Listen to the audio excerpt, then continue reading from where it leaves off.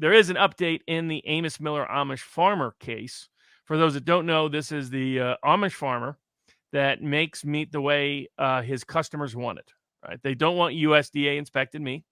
They don't want a bunch of chemicals and preservatives and all that crap on it. They don't want big corporate agriculture dictating them. The U.S. Hormones and Department of antibiotics.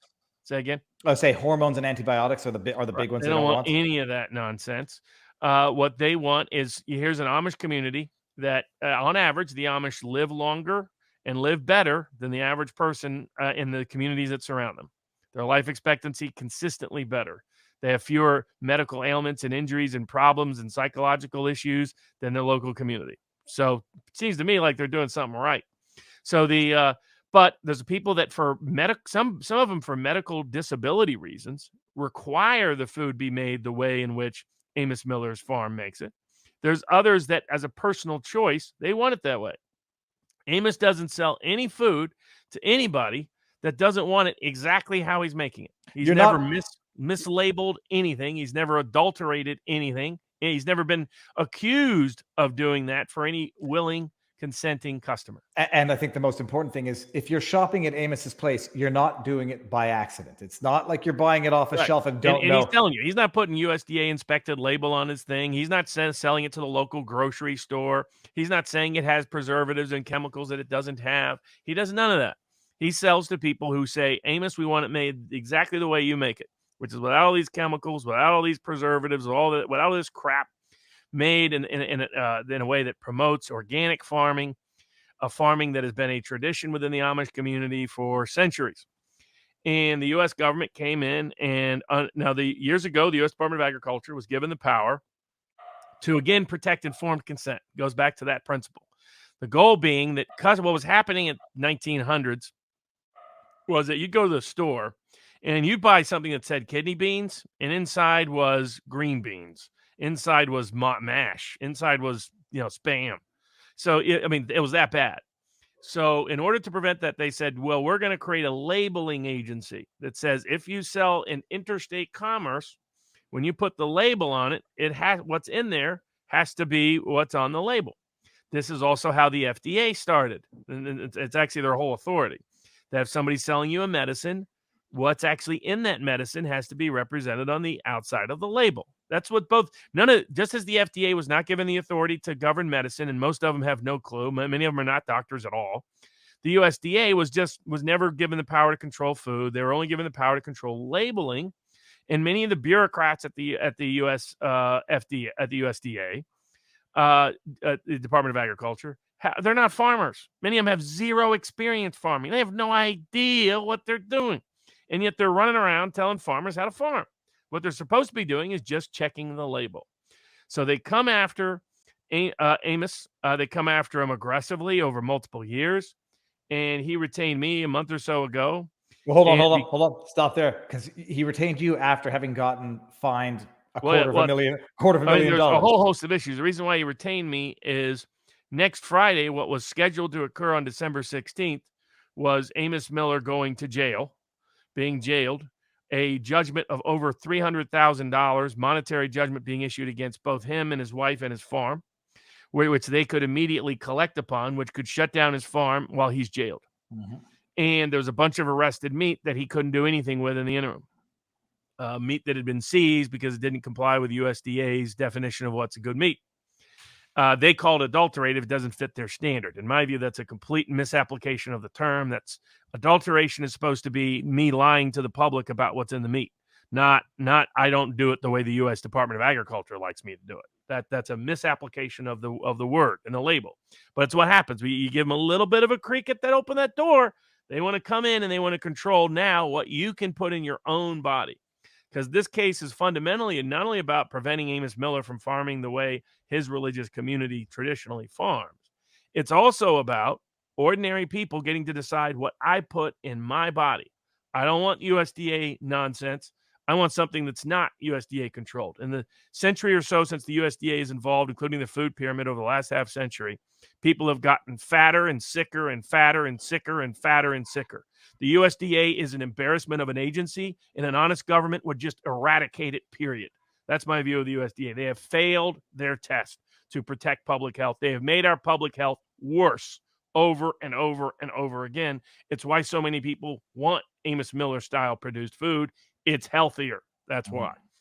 Because, and not just control, they're better, more informed than the average USDA bureaucrat is.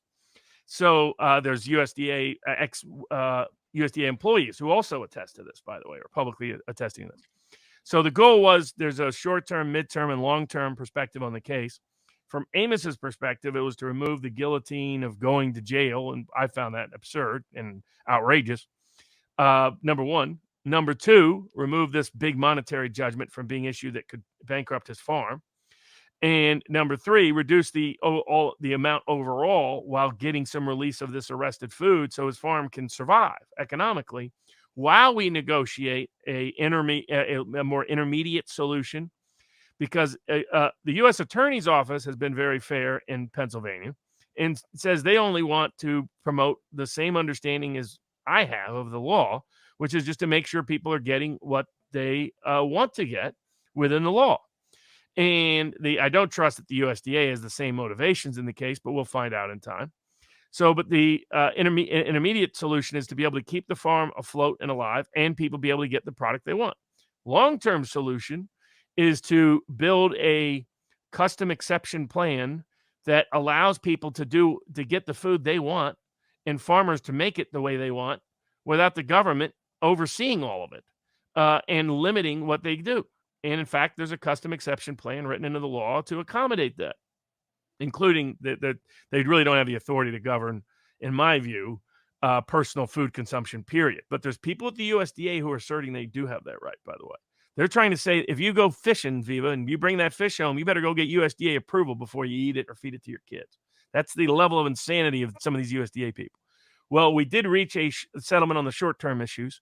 The contempt hearing will not take place next Friday. It has all been put in stay in abeyance. There's going to be no monetary judgment of some big amount. There's a reasonable payment plan on some of the much more modest amounts that can be paid over many months. And there's going to be no jail. So Amos and the arrested food is going to be released in a way that Amos can make productive use of it. Mm-hmm. And so the short-term issues have been resolved. We're still in the intermediary solutions and the long-term solutions.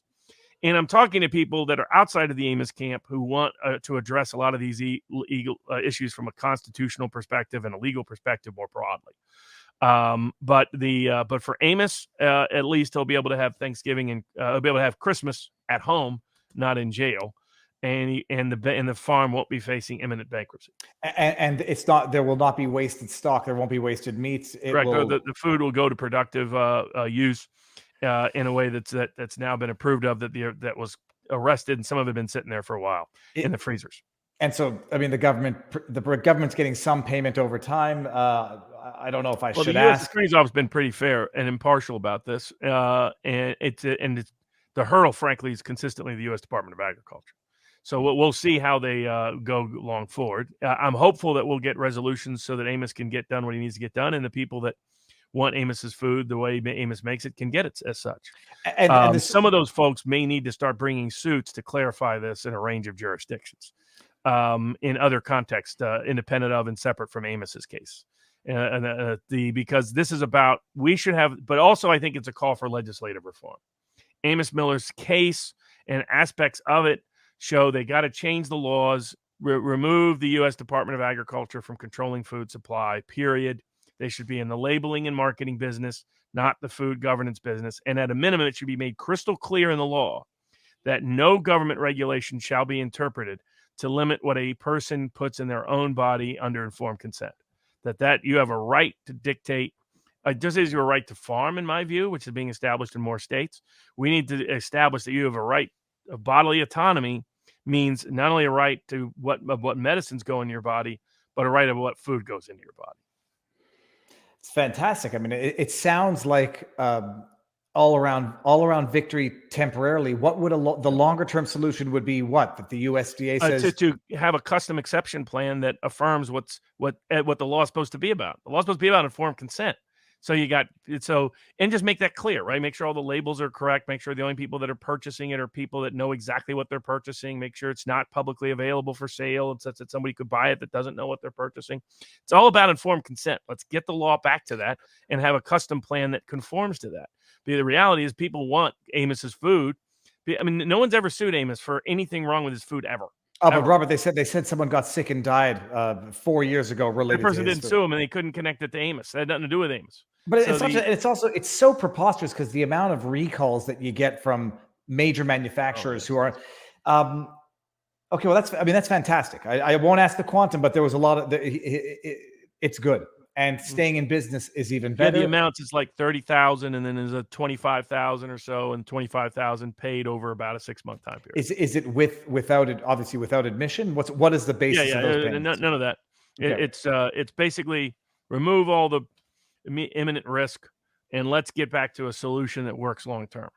And the U.S. Attorney has been very fair about it, so I have no complaints there whatsoever. I don't trust the U.S. Department of Agriculture, so we'll see.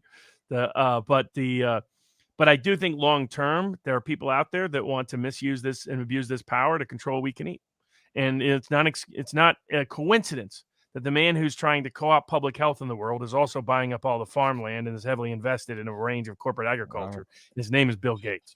Look at whatever Bill Gates wants, do the opposite. That's the solution.